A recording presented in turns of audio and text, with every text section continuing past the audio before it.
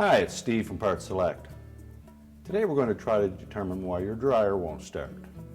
Remember, parts are specific to your model of dryer, and the ones shown today may not be the right parts for you.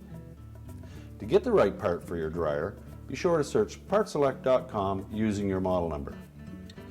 If you need help finding your model, use our model number locator. The link is in the description. Whether your dryer is electric or gas, the first thing to check is the power supply. Ensure that your dryer is plugged in. If the power cord is frayed, burned, or otherwise damaged, it will need to be replaced. A damaged cord is a fire hazard and should be replaced as soon as possible. A burned or melted power cord may have been caused by a defective circuit in the dryer or by a faulty receptacle. Carefully inspect both the power cord and the terminal block that provides the connection from the power cord to the dryer itself, as well as the receptacle that the cord plugs into. Replace these parts if they show any signs of overheating. Next, make sure that your fuses are good or that the breakers are wrong.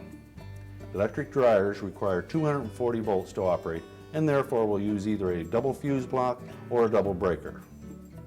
Both fuses are required for the heating element circuit, and one of the fuses or breakers will supply power to the motor and control circuits. Some installations will utilize an additional fused disconnect switch, often located near the dryer, and these fuses will need to be checked as well. Gas dryers only require 120 volts, so there will only be a single fuse or breaker used. Use a multimeter or voltage detector to verify the presence of the proper voltage. A door switch is a momentary contact switch to indicate when the dryer's door is open or closed. The dryer should not function when the door is open.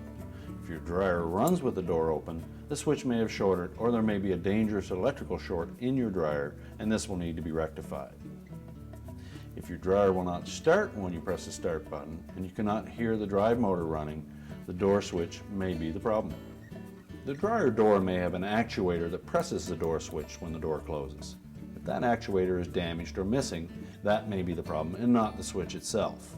Most dryer door switches will have either 2 or 3 terminals. One of these terminals will be the common terminal and will be marked with a C.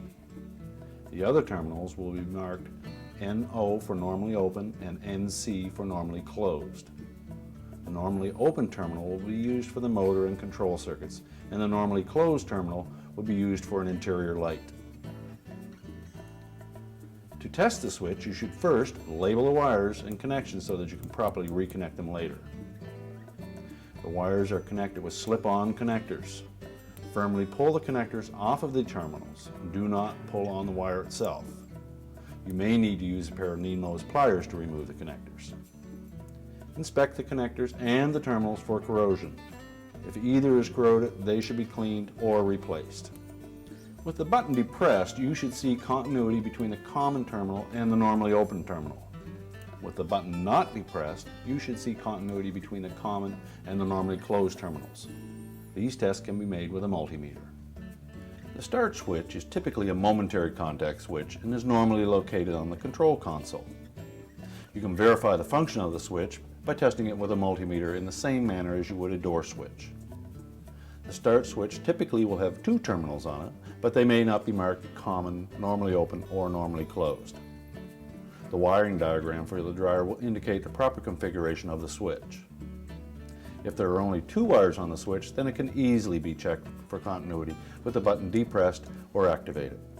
Remember to label the wires and connections so that you can properly reconnect them later. Newer dryers will often incorporate 1 or more thermal fuses as safety features. A thermal fuse is a one-time fuse that is used to stop the dryer in the event of an overheat situation, such as a blocked or partially blocked exhaust vent. A thermal fuse may be mounted on the blower housing or on the heater housing inside the dryer. They are temperature sensitive and will disrupt the power to the dryer motor if activated. A thermal fuse can be tested with a multimeter, and if the fuse is blown, it will have no continuity. Now that you have a better idea of what your problem is and can identify what the solution could be and what, if any, parts you may need to repair or replace, go to partselect.com. There you can order your parts and find more information about your specific model.